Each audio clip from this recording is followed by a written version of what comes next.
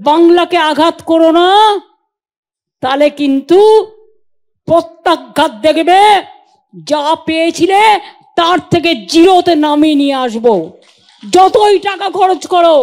আমি কাউকে আঘাত করে বলছি না, একটা প্রবাদ বলছি। বাবু চলে বাজার তো কে চলে হাজার?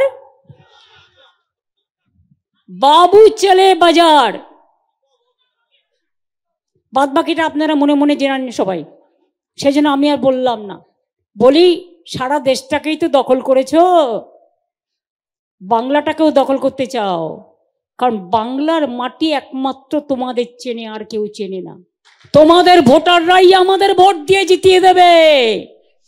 তুমি ভাবছো তোমার কেনা, তোমার চেনা, তোমার টাকা, ওটা টাকা মাটি, মাটি টাকা হয়ে যাবে, রামকৃষ্ণ পরমহংসদেবের কথায়।